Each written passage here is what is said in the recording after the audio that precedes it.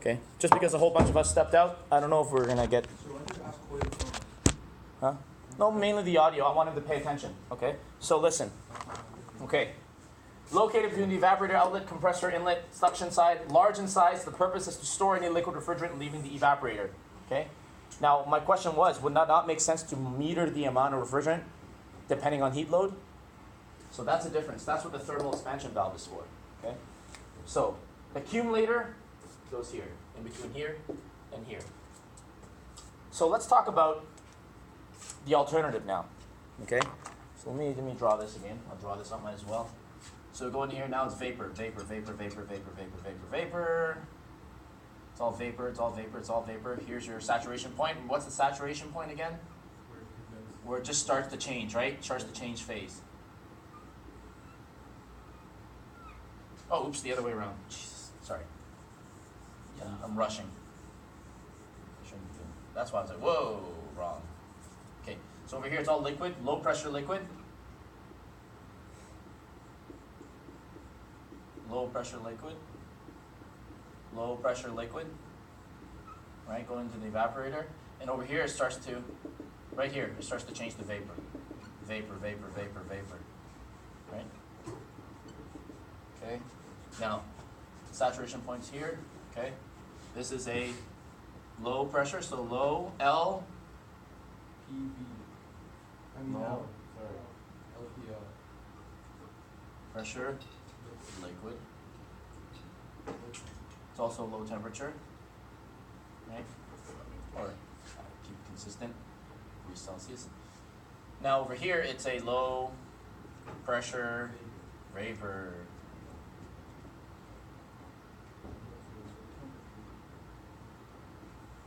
Low pressure vapor. Exactly. Exactly. Very low temperature as well.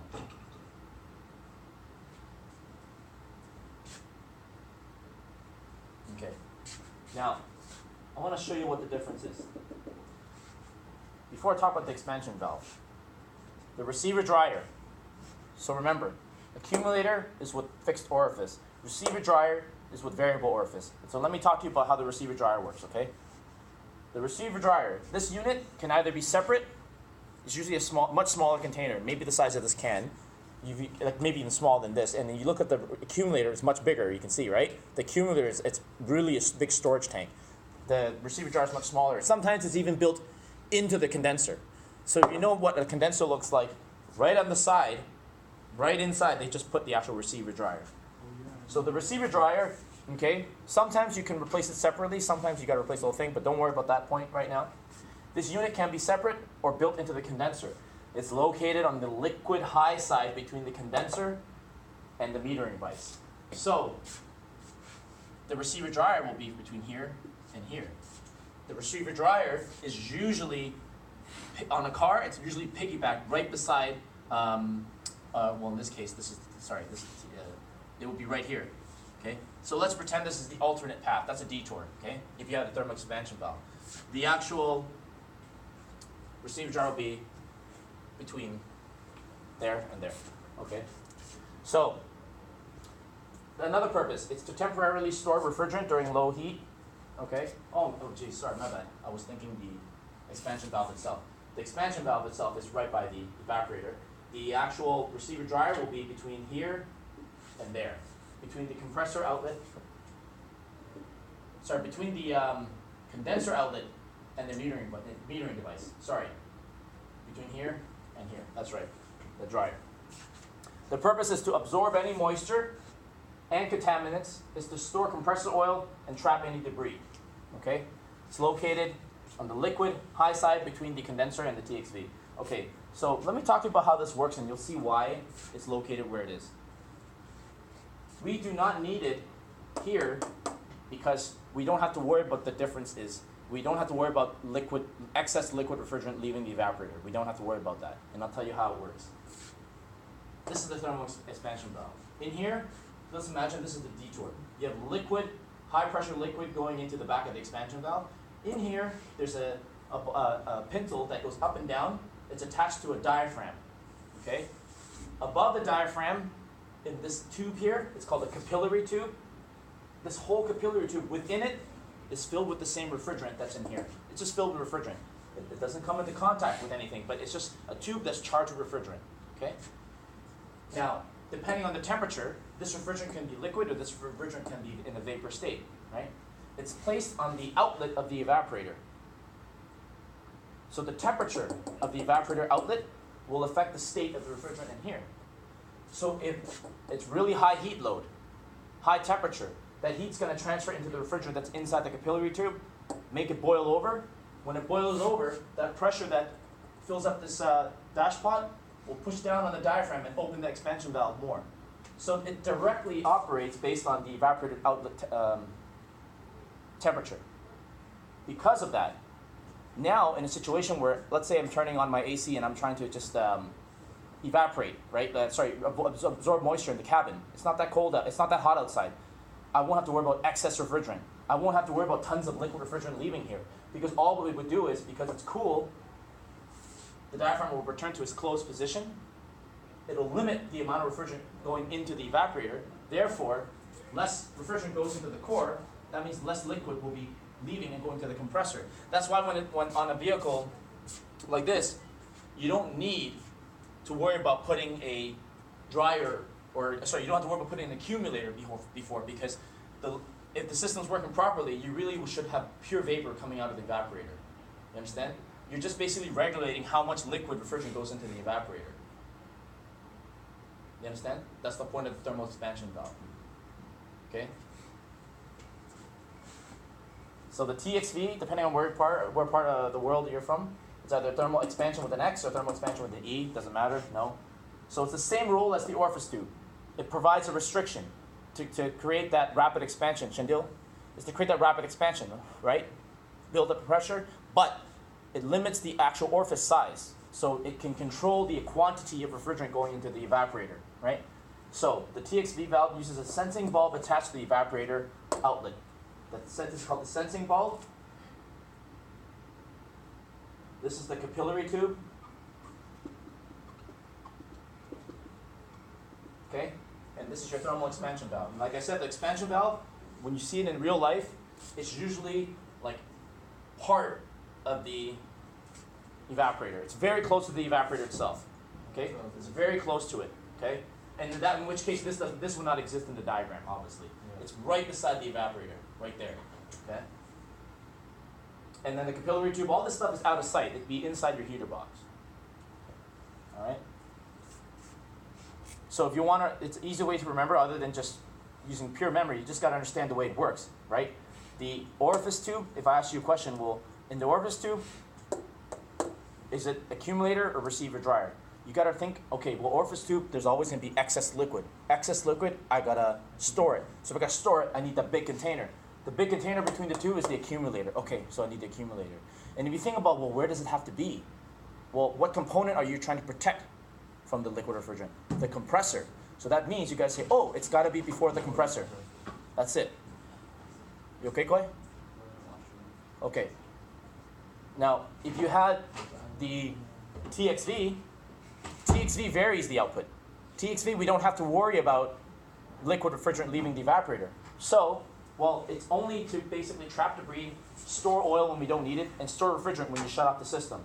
So that is going to be between the condenser and the thermal expansion valve. So usually, from my experience on all modern cars, it's not a separate dryer with the, I'll show you some ones we have in the back in lab next time. It's not a whole bunch of components that are separate.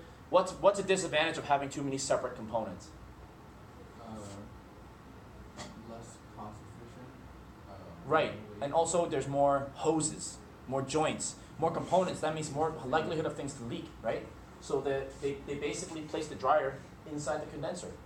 Before it leaves, inside it stores the oil and it traps any excessive debris or anything like that. It's like a filter screen, right? It traps any debris or any water. There's desiccant in it. Desiccant absorbs water, right? There's moisture in the system. It'll absorb that, prevent it from going into the rest of the system.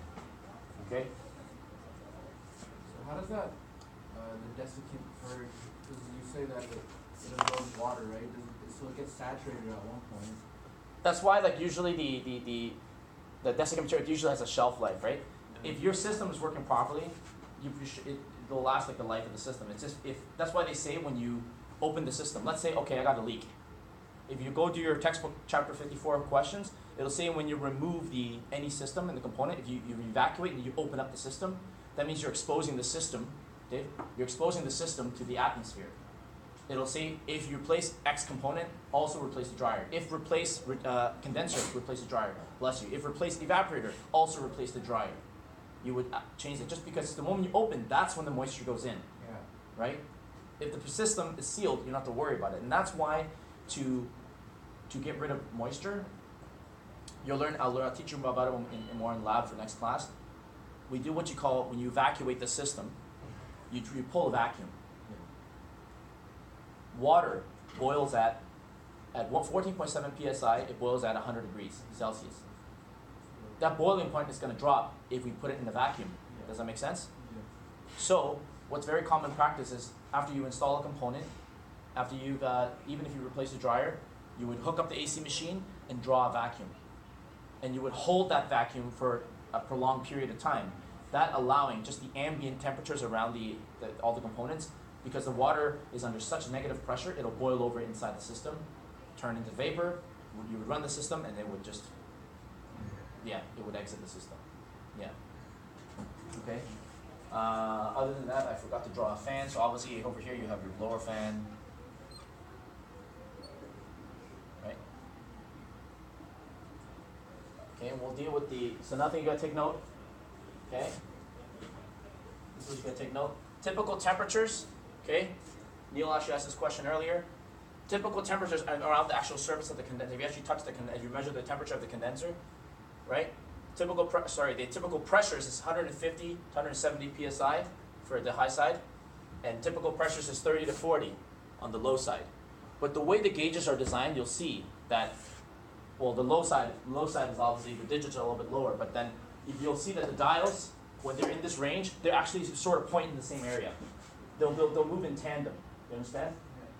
It's calibrated so that they both face around the same area. So usually when I look at an AC system, I just know that both dials, they're relatively in the same spot. You shouldn't see anything like different between both dials, regardless of the numbers behind. They should always stay in a similar area if everything's working properly. Okay.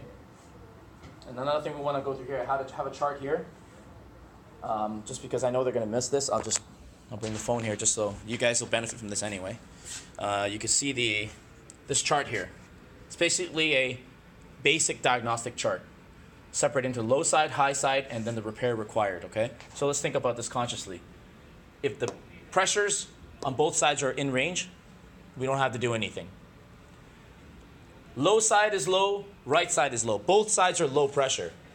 For both sides to have low pressure, add refrigerant. Shandil? Sorry, brother, I know, do your best, okay? And then, if your low side is low and your high side is high, low side is low, high side is high. So that means if I put a gauge here, the pressure is extremely low on the suction side, okay, and it's very high on the high side. So for it to be very high over here, what do you think could be wrong? Based on this, you have a metering device blockage. If it was a thermal expansion valve, let's say the valve is stuck, the thermal expansion valve doesn't know how to open. That could be a problem. Like I said earlier, when David was installing the AC line for me, he could have kinked the line. You know what I mean? I told him to take off the cowl panel, take off the actual trim panels, but he just reached in there and he butchered it. He was in a rush. The weekend was coming. He butchers it, okay? So let's look at this one. Low side is high, high side is low. What do you do when the low side is high and the high side is low? Okay, low side is extremely high because this is normally suction. So high means it's not going to be under a suction situation. And the high side is very high. Okay, sorry, low side is high, and then the high side is low. That means only one thing. The compressor is not doing its job. It's not compressing. Okay? Now, over here, low side's high and the high side is high. You overcharge the system. Overall, the whole system is over capacity. You would have to evacuate.